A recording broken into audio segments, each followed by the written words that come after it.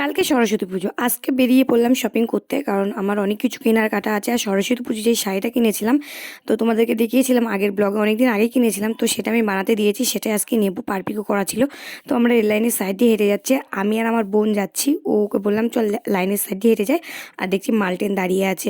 তো চলো স্টেশনে চলে যাই। স্টেশনে গিয়ে তারপর ভিডিওটা কন্টিনিউ করছি। আর এই দেখো স্টেশনে চলে এসেছি। ট্রেন এখনও দেরি আছে আসা। তো আমরা আগে আগে চলে এসেছি। আর দেখো ঘুগনি কাকু দেখলেই খেতে ইচ্ছে করে ঘুগনি। তো যাই হোক, এবার রানাঘাটে পৌঁছে যাবো। রানাঘাটে এসে দেখছি শুধু সরস্বতী ঠাকুর, মানে ঠাকুর দেখে মন ভরে গেল আর কি।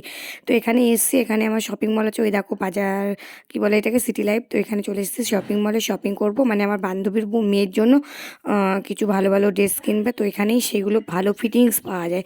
তো এখানে এসে আমরা জিনিস কেনাকাটা করছি। এখানে প্রচুর সেল ছিল বাচ্চাদের, বড়োদেরও ছিল, কিন্তু বড়োদের ড্রেসগুলো ভালো লাগছে না। এই দেখো এই ড্রেসটা দেখছি, এই ড্রেসটা নিয়েছি। ওই দেখো ও কেনাকাটা করছে, আমি আয়নার আবার ভিডিও বানাচ্ছি। তো কেনাকাটা কমপ্লিট করে বাইরে বেরিয়ে এসে দেখছি ঠাকুর আরও অনেক চলে এসছে।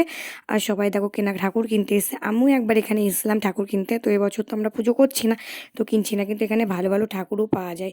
তো এবার চলে যাব বাজারের ওই দিকটায়, কারণ যা যা কেনাকাটা আছে সেগুলো কিনবো, কিনে বাড়ি যাবো। তো চলো বন্ধুরা, আমি এখানে শেষ করছি। Tata, good night.